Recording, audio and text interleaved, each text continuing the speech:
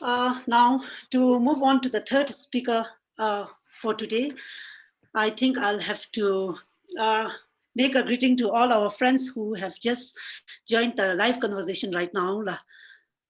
Good morning once again. You all are, we are right now listening and watching to a virtual conversation conducted by Center for Local Governance and Research here in Thimphu and Center for Study of Democracy in Westminster University in London. The virtual conversation is on gender and development with a special focus on women's participation in local governance. We have listened to Gesaling Gappe Mawangmo from Dagana on the role an LG member can play to empower women in the community. And we have just listened to Senior Geok Administrative Officer of Kawang Geok, Lemo, on the challenges of a woman administrator. We will now listen to BNEW's Executive Director, Phuntshok Chhoden. She will talk to us on challenges of women to contest for elected offices. It would be a case study in Bhutan. I personally feel that any discussion on women empowerment and that their participation in local government, politics, or any decision making will be incomplete without the mention of Phuntshok Chhoden. To share a personal where in 2016, when I went to cover local government elections in central Bhutan, I asked a lot of women candidates, Thokpa, Mangmi, and GUP candidates, what motivated them to join and join, what motivated them to contest. A lot of them said it's because of BNEW. So Phuntshok Chhoden played a very important role, and I think Phuntshok Chhoden is not only the executive director of Bhutan Network for empowerment of women, we call it BNEW. She, as the executive director, she pushed many women to come out of their comfort zones and participate in elections, both in local government and also in parliament. She is also the chairperson of a CSO called Saba Bhutan, SAC Business Association of Home-Based Workers, a trustee of HomeNet South Asia, and also an honorary council of Kingdom of the Netherlands in Bhutan. Phuntshok started her career as a civil servant, and she later joined Gender and Development Team in Ismot in Kathmandu, working across the Hindu Kush Himalayan region. In Bhutan, she worked in gender and women empowerment in government agencies, international NGOs, UN, and CSOs before starting BNEW. BNEW was registered in 2016. Since then, her focus has been on strengthening women's political empowerment, mainly both as national and local level. So let's listen to Phuntshok. Welcome to the board. Okay, thank you so much, Tashi. I think you're doing a wonderful moderation. So I think before I begin, I would also like to thank the organizers of this conversation today, moderated by Tashi. Mainly, I think the Center for Local Governance and Research in Bhutan, and also the Center for, what is it? I can't remember the full name, but basically the Center for Research on Democracy from the Westminster University, London. So thank you. I think it's a very timely seminar, a timely conversation as we await the happening of the third local government elections this year. And thank you so much for putting an emphasis and making the women in local governance, their participation and their role, etc. Coming, I think, after the previous speakers, particularly, I think, basically, I think these were voices of women from the field, represented by, none other than our second female Gapema from Dagana, and also our very able and vocal Gao the Gyeok Administration Officer Lemo, I think coming after them, having shared their stories of, their roles they play and the challenges they see for women in general and also for themselves in local governance. I think I will then, try to add to some of the, points that they have mentioned without repeating, too far and wide on the things that they've mentioned, because I think basically they've said everything there is to be said.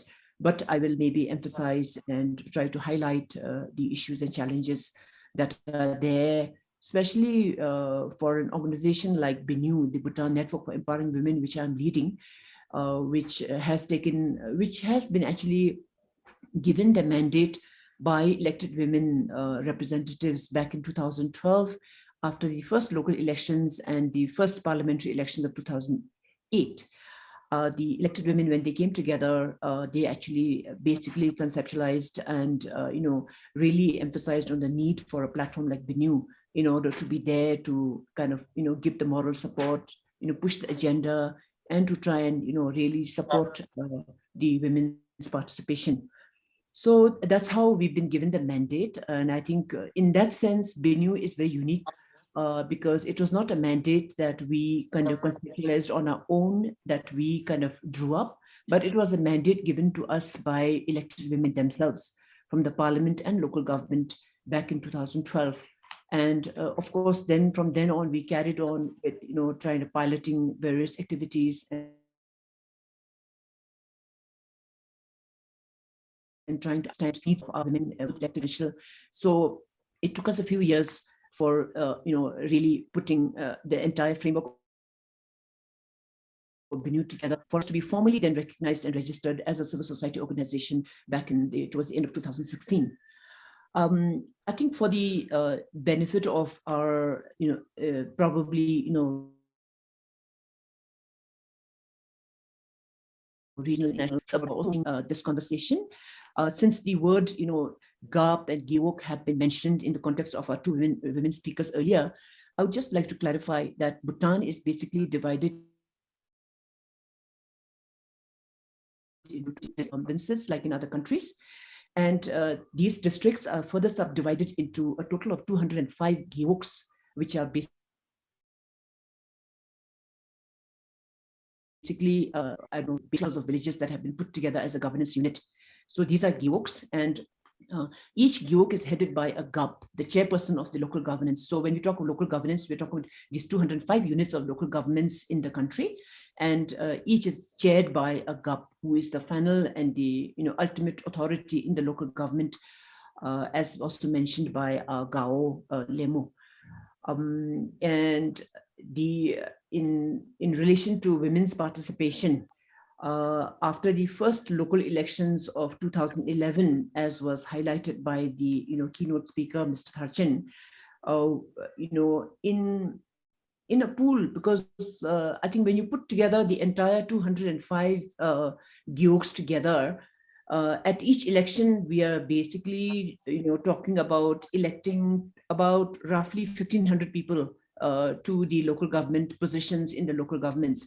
As GAPs, as the kind of the Mangmis and the Tsopas, so in total, and then also Trompen and the Tromde Tsopas, Tromde Ngotsaps, putting all that together, it comes to around maybe 1,500 almost positions.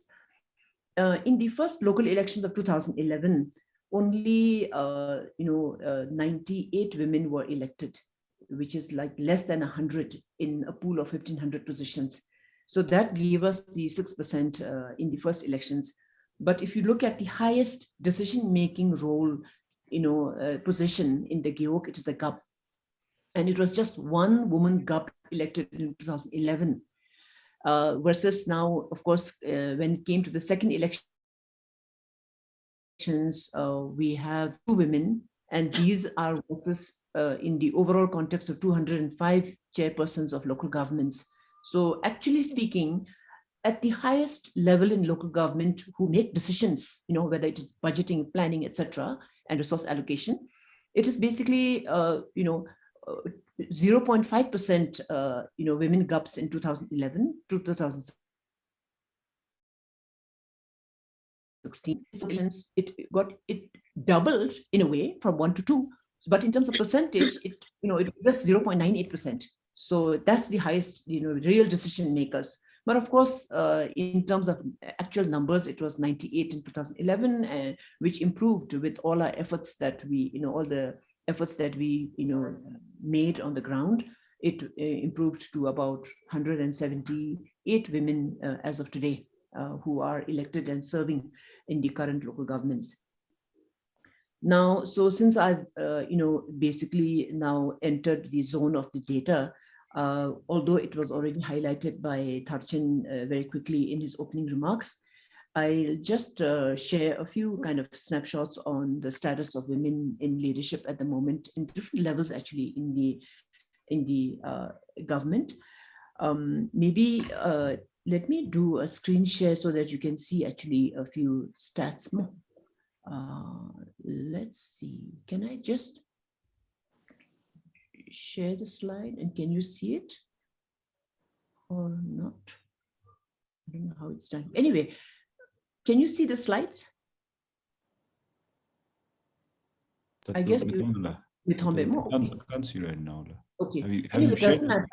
Anyway, it doesn't matter. So what I'll do is I'll just basically share that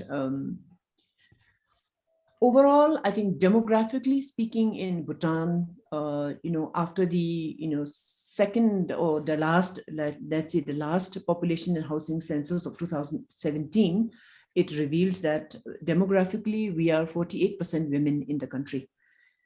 In terms of literacy level, women's literacy stands at 63% versus 78% for men.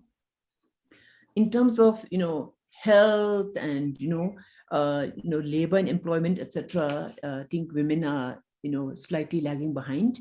Particularly, I think in employment status, I think women's unemployment rate is around 4.2%. But when you look at the unpaid care work, I think it was quite recently, actually, the NCWC, I think it was in 2016, NCWC actually finally launched the report on unpaid care work in Bhutan. And it shows that 2/3 of the unpaid care work, in all across the country is done by women. And when you put it in the framework of the GDP of the country, women contribute as high as 11% versus men contributing only 5% in terms of unpaid care work. Now, so as I said, demographically, 48% women, but now since we're talking about women's participation in leadership, let me then, since I've already talked about local government, current status is about 0.98% at the highest level of women leadership in local governments, but we generally say it's about now 11.6% because numbers have really improved when you look at the overall number of women in local governments. And when you look at the Parliament of Bhutan, it's also, we are at a historical high of 15.1%, which again, if you look at it in the context of the region and globally, we are way behind, because globally is about 24% and regionally is about 19% women in parliaments. So, we are, yes, we are doing well, but we have to do better than that, given, so many positive, positive points that we have as a country.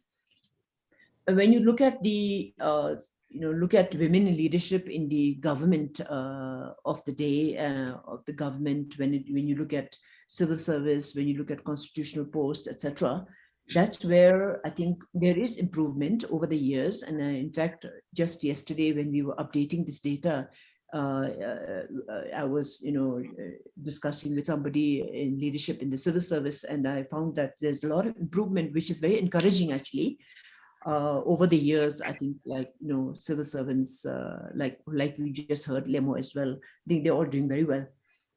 Just, to briefly say that at the highest level, let's say in the cabinet, we have at the moment 10% women, because out of 10 ministers in the cabinet, we have one woman health minister, a very capable health minister. This was, the glass ceiling was broken in 2013 with the second parliamentary elections, when for the first time in our history, we had a woman minister appointed. And now that tradition continues with, again, a single woman in cabinet. So we hope that with subsequent elections, this will improve, because I think given the image that Bhutan particularly has now after the pandemic, I think we ought to do better in this by successive elected governments. In the constitutional bodies, such as the Election Commission, the Anti-Corruption Commission, and the Royal Audit Authority, Royal Civil Service Commission. I think when you look at all these constitutional posts put together, the women leadership is again not so bad. It's gone down slightly, but I think it's improving again. In fact, we have the Anti-Corruption Commission, which has maintained, right from the beginning, from the inception to date, the chairperson of the anti-corruption has always been women.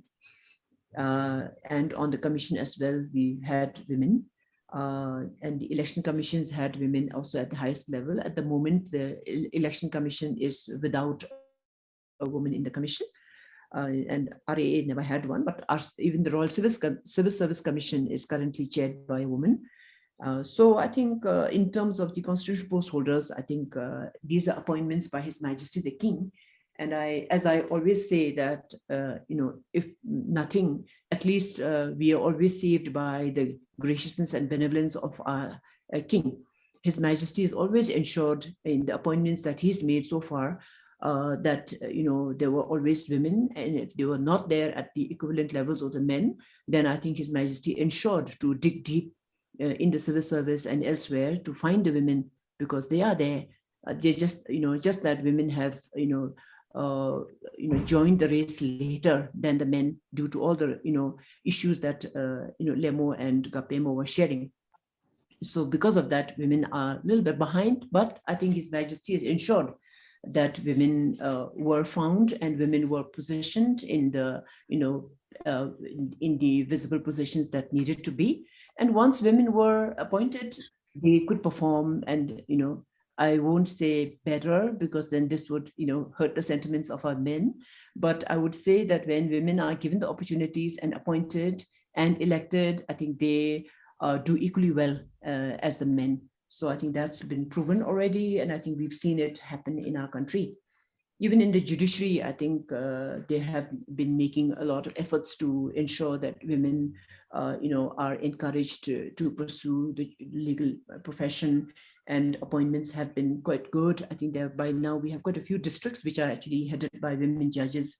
In the High Court, we have a woman judge. In the Supreme Court, we have a woman judge. Justice. So I think it's about averaging at about 15-16% in the judiciary overall.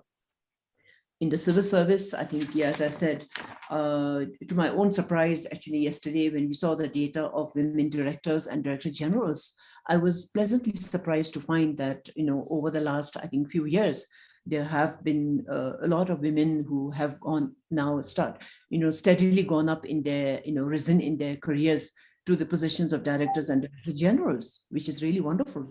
Yes, but we still need to break, shatter the glass ceiling when it comes to the highest levels, such as when it comes to, let's say, Zongdaks, in the districts. We are still stuck with one Zongda is a female governor. So out of the 20 districts, currently only one district is governed by a woman, which is Bhutan at the moment. So that's, I think, where we are in terms of women and how we are faring in leadership across the country at different levels. Now, I think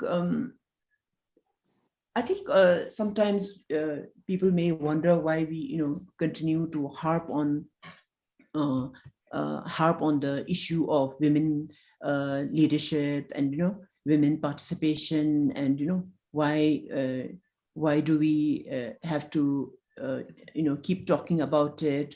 Why is it so important to, why is it so important to have women in leadership?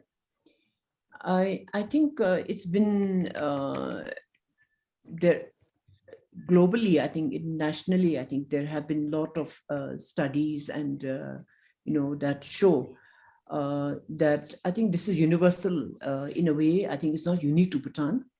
And because even in our country, I mean, despite women making up almost 50% of the population, only about 50 to 51%. And then even during elections, I think since we're talking about local elections, 50 to 51% of voters in every election so far in Bhutan also have been women, And I think when women are there in leadership, I think they tend to want to engage more deeply and try to, and they are all there to try and, kind of engage and make a difference. Women are very, very conscientious of that. And I think it's studies, I think experiences from everywhere show that when female leaders tend to show greater responsiveness, whether it is female leaders at local level or whether it is lawmakers in the parliament, when it comes to, responding, trying to understand and respond to citizens' needs and trying to be more collaborative and, trying to promote participatory development and inclusive development, trying to deliver positive impacts and try to have a legacy behind, I think women are, maybe because women are new in this area and women are new in this whole arena, that women are very conscious of their performance and they tend to be far more conscientious than men. Men are more casual, more comfortable because they are in the comfort zone of leadership in a way, because leadership and the politics, etc., have always been the domain of men. And men are the gurus of politics and leadership, that they don't really have to push themselves harder to prove themselves, whereas women are still new to this arena and we need to prove that we can do it, just like was expressed by, especially passionately by Lemo, that there is far greater pressure on women. And I think even a greater women participation helps to instill a higher degree of confidence in a young democracy like ours, among our citizens, And women, I think, in generally, maybe it's an inherent thing that we are always in pursuit of, balance, trying to find the balance and trying to, make development or whatever we do inclusive, looking at whether it's disabled or whether it is the marginalized groups. I think we're always trying to see how we can include everybody in what we do. And I think that comes in a way naturally and inherently to women being, the roles that we play at home. We have to take care of everyone, old, young, sick, elderly, etc. So therefore, I think even when we are leaders, I think we tend to be far more inclusive in our approach and in our perspectives. Women tend to, I think we love peace. Be it at home, be it in the community. So I think women are always for lasting peace and happiness and harmony and security, what have you. So because of that, I think when we look at the parliament also, we'll find that it's not because the men don't do it, but I think women are seen to be doing more of it, in terms of even the women lawmakers, really keeping an eye out for legislations which benefit women, society, children, and families. Women tend to, women leaders, both at the parliament and in local government, tend to always prioritize, issues, prioritize actions to address social issues such as education, employment, health, violence, social security, elderly care, child care, disability, health, vulnerable groups, etc., as was already highlighted, I think, by the initiatives that Pema and Lemo were mentioning, in terms of how they try to, do things differently at the local level as well. And I think even as earlier on in the whole journey of gender and development, there was a time when I think in some of the World Bank was also saying that, promoting women and trying to, include and focus on gender and development is also a business case, So in many, I think, studies have shown that a greater women participation actually raises the economic productivity of the country. It makes you economically stronger because, you are also giving opportunities and facilitating, productivity of the 50% of the society who were otherwise not really engaged in productive activities. So then as a country, you become richer and stronger. Engaging women also, reduces child and, maternal mortality, I think, which we have seen over the years now with, greater opportunities for education and development for women and girls. I think we are finding that even maternity mortality rate in this country alone, I think we have really now reduced drastically. At the moment, I think it stands at 89 from, I think it would start at something like 700 earlier, a decade earlier. Improves nutrition and health, and increases, I think, when women are educated, women tend to contribute to the education of the family. So yeah, so I think this is I think these are why we need to focus on address and give attention to women's participation in the elections, because I think why elections? Because I think elections are electing leaders who lead development and who will be granted the necessary tools to make a change in the communities, whether it is possibilities to to redistribute resources or plan better for the local communities. I think leaders, and then I think amongst the leaders, when there are women, I think the considerations and the issues of local communities are better taken care of. Not because men don't do it. I want to emphasize that men also do. Men also think about society as a whole and try to address. But I think the lived experiences as a man and a woman are different. And women, I think, because of all the responsibilities that were highlighted by my previous speakers, I think women then tend to have a broader experience and a broader perspective. So therefore, they can see and feel more issues and more concerns of the communities, and therefore they are able to incorporate those in the possibilities that they have as a leader. So yeah, and I think, although I mean in Bhutan we say that there is gender equality, and yes, we do, and the situation in Bhutan is far better than in even in our immediate neighborhood, neighboring countries, etc. And in society in general, women enjoy far greater privileges, and compared to other countries, we have equal property rights, and women, in fact, maybe more women inherit property and land titles, etc. We are able to do so many things more than other women in other countries. But yet, I think when it comes to measuring a country's progress by global institutions such as the World Economic Forum or the World Bank or UN, I think it's in some of the indicators we're doing very well. When it comes to health, education, we are doing well.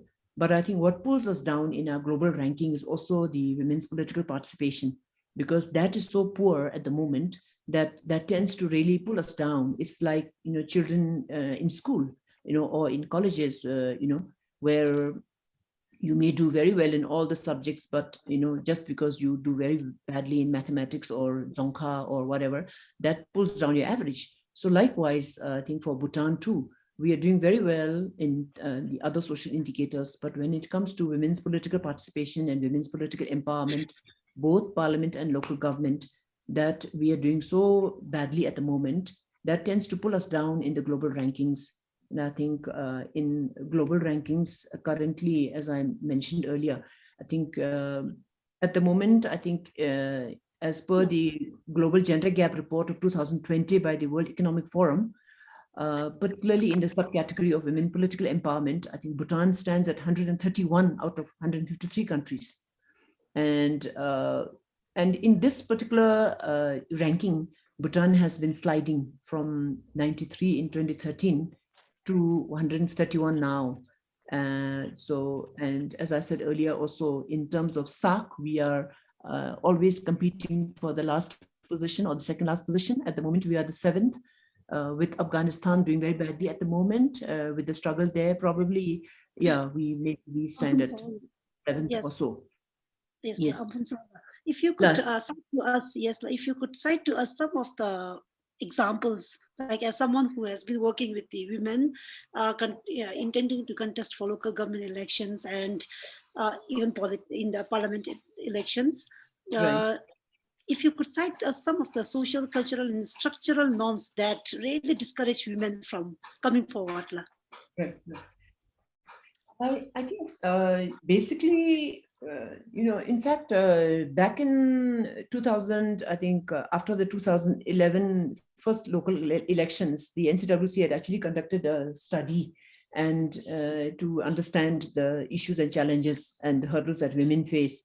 And I think the hurdles that were mentioned by Lemo and Gapema, such as our triple work burden, the gender stereotypical views, and attitudes, and basically, I think it's whether it is structural, whether it is otherwise. I think patriarchal, values and norms in our society. I think we are at one level, we are a very gender egalitarian society where women enjoy a lot of privileges. At the same time, I think we are also very, very patriarchal. And I think one example that Lemo mentioned about the concept of women being 9 births inferior to men. I think this, in a way, although it is maybe not spelled out, but I think it really infringes and influences, how society views women leadership. And that's also the reason why at every election, no matter how hard we try to sensitize and mobilize and prepare women, and the most capable of women go forward in elections, I think at the end of the day, when people go to the polling booth, I think these deeply entrenched norms and values, I think, and attitudes do influence, because it's the mindset of people, and people are still not yet that ready to accept women leadership. People doubt women's capability to lead, and there's so many beliefs systems which tend to put women down or undermine women's ability. But I think in terms of structural, I think it's improving slowly over the years. I think such as provision of these, daycare facilities that are being, promoted by the NCWC across the agencies. And that's why even at the grassroots level, they are trying to provide breastfeeding rooms, things like that.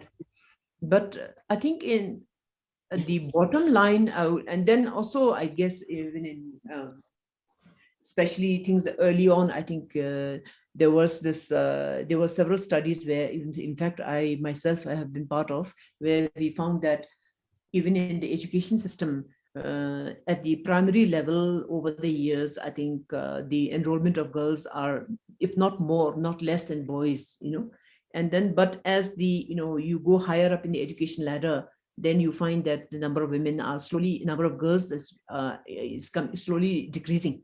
And so much so that at the tertiary level, it used to be as low as 5-10%, which over the years has now improved. I think it's really gone up to almost 30-35% girls coming out of university now, compared to very, very low many years ago.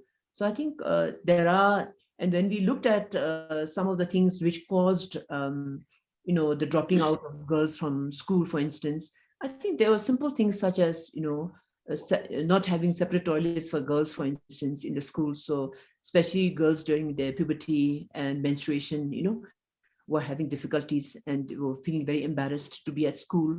So the moment girls start menstruating, they tended to, drop off and stay at home. And parents, being parents, I think they were sympathetic and tended to keep girls at home. And then earlier on, of course, the distance to schools were further off. And so, as Lemo mentioned, even as adult women today, we feel unsafe when we are traveling long distances on foot. So, I mean, imagine, going to school as girls and having to walk, many, many miles. So parents tend to, feel very unsafe and, don't send girls to school. So I think these are some of the things. But I think the bottom line, Tashi, is that, as you know, as a journalist, having traveled across the country, that at one level, we find that, there's a readiness for women leadership. Like when you look at now improvements at the national level, where His Majesty the King has ensured always that there are women appointed in the constitutional post holders or amongst the eminent members in the National Council. But when at the same time, when you see election after election, especially in the local government elections, we find that people are still hesitant to vote for women. And I think the promotion of role models, as pointed out by Lemo, I think is also very important, because I think people are still not really aware, especially in far and remote places, that women are equally capable and can do it, and that there are women who have done it before them. Like, for instance, we look at Dagana. Dagana district was, I think, being next door to Tsirang Dzongkhok, which had the first woman Dzongda, and first woman governor in Tsirang. The neighboring district of Dagana elected the first woman Gab. And I think that was a big deal when Gab Namgi Pelton got elected in 2011. Although it was just 1 out of 205, I think it was a big deal, because traditionally the institution of Gab was always seen to be a very male role. We have titles such as Uncle Gab, or Grandpa Gab, or older brother Gab, or things like that. These titles are there. Even to this day, I think we still tend to call them by such prefixes. So I think it was a very male dominated or male dedicated post, to which for the first time Dagana actually dared to elect a woman. And I think she did so well from 2011 to 16 that in 16 she got re-elected, which was a major victory again for women, women in local governance, because that led to the election in the neighboring Giwok of Gesaling. We have Gapema, who's with us today, who got elected. So I think, seeing role models, and really experiencing being with the role models, I think really makes a difference, and I think that's probably the same which keeps women inspiring each other, because in the national elections, like Tharshin mentioned, that although in the capital city also, we are still finding that women participation is low in local government. I think in the parliamentary participation and in the civil service, we are seeing that, because there are women who have been before you, that keeps inspiring younger women. And so we are finding more and more women rising up in the ranks of civil service, or, more girls finishing colleges, or,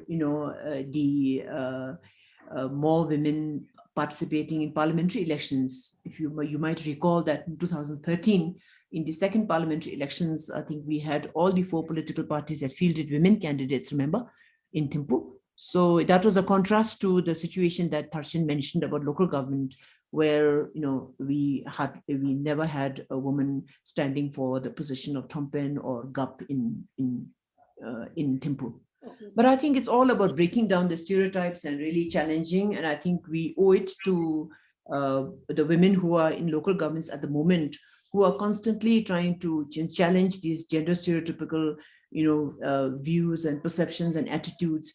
Like there are, talking about structural, Tashi, that reminds me of things like the Puna Domchen, which is the festival of Punakha in combination with some Gyoks of Thimphu, where, historically and traditionally, all the Gaps have to be men, because they have to, adorn themselves in the monk dress, and they have to ride horses to go to the Punakha, Tsechu, Punakha Domchen.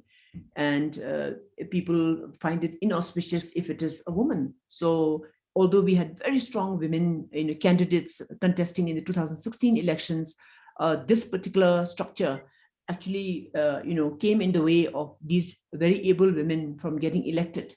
And of course, post-elections, I think the people of those communities realized that the women were actually better candidates. But what to do? These are the structural norms and the traditional views and belief system that really hinders women's participation. Things like marchang offering, these are these traditional religious, offerings, the inauguration of any auspicious event, or rather inauguration of any event to make it auspicious. We have this, ceremony of marchang offering. which were again traditionally done by monks and later by men, laymen, and later on by male leaders. And so it was really something that women never did. But now I think thanks to some of our women in local government who have been there, like Gap Namgye and Gap Pema, and we also encourage many of our women Mangmis to whenever they get the opportunity to try and do it.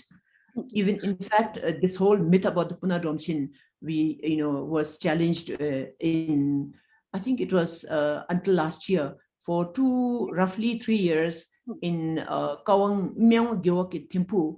The GAP, the elected GAP, was I think under the scanner of anti-corruption. So he was suspended, and then our woman Mangmi Son Zangmo of Myong Gyok was the Gatsap, was the acting GAP. So even in Puna Domche, of course she didn't wear the male dress or she didn't ride a horse, but she was there, and she hired a man to be in her place to do those things. But she was there to really participate every day of the Puna Domchin and try to really change people's perception. So I think overall, I think it is with more role models, more women challenging these, patriarchal views and the gender stereotypical, norms and perceptions and attitudes.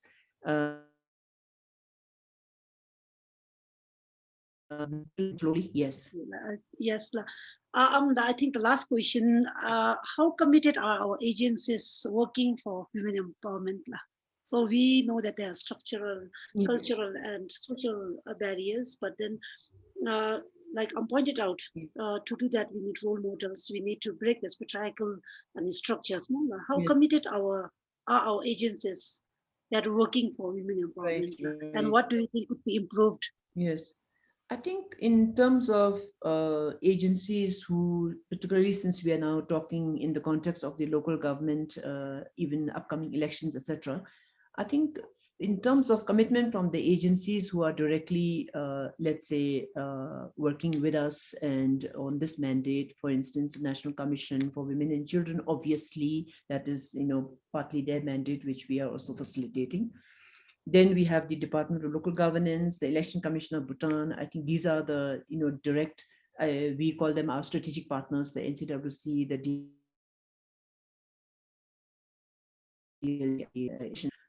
yes, they are. I think all of them are very aware about the importance of women's participation and the need to try and encourage and have more women coming forward.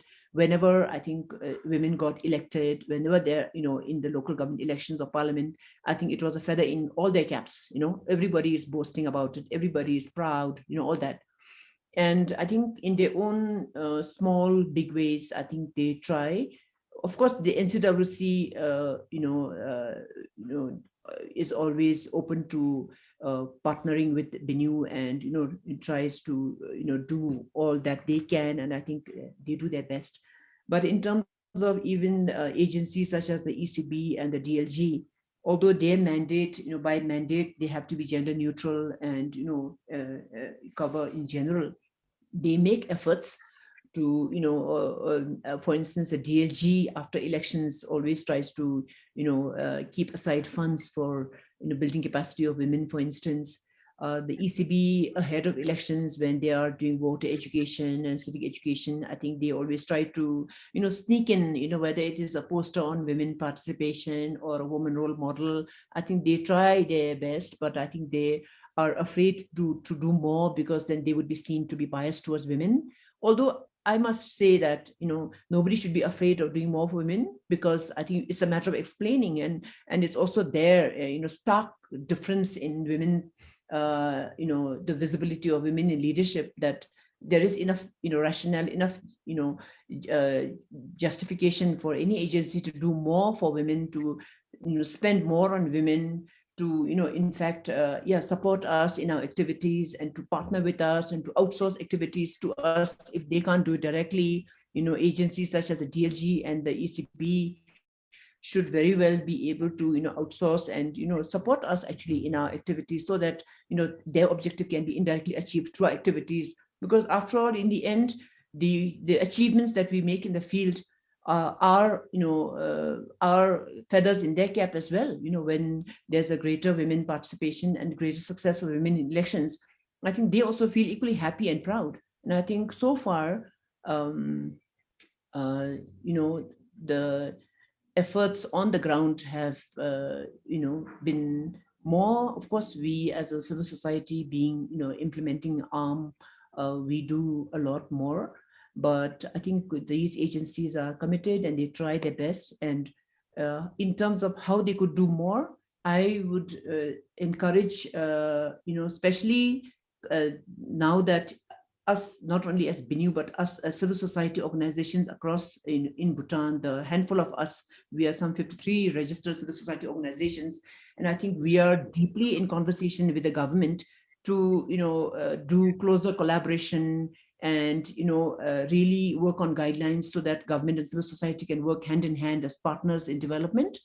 And and to actually for government to outsource activities to civil society organizations, especially for implementing activities on the ground where we probably are better and able to do that. And government can focus much more on the bigger things, the bigger picture, the more, the laws and legislation and policies and strategies. I think government can focus on that and be better at regulating and, have authorities, etc. And implementing on the ground. I think in not only, for women political participation, okay, we are there as BNEW, but I think even in other activities, whether it is economic empowerment, whether it is, youth, or whether it is disability or any other field, I think there are civil society organizations who are very eager and very passionate to partner with the government to take on those activities and do it more effectively and efficiently on the ground. So likewise, in the field of women political empowerment, in order to improve the status of where we are right now, I think we are struggling as Bhutan, because even what we do as BNEW, basically we are trying to achieve the improvement of the image of Bhutan, improve the ranking of Bhutan in the global and the regional rankings. So therefore, we are really seeking, and we hope that the government agencies who are working in this area of governance will have far more confidence and be willing to partner with agencies like the CLG and BNEW, etc., to be able to make the difference, and achieve more with less, actually, when it's outsourced to us. Yeah. Lasla, thank you so much for highlighting a lot of issues our women face in joining politics and also in local government elections. Like I said in the morning, BNEW had done a lot of things for our women. Kape Mwangmu has specifically mentioned that she's a product of BNEW. All I can say from all of us from here is that please keep up the good work. And now I think, yes, I think we will switch our roles more.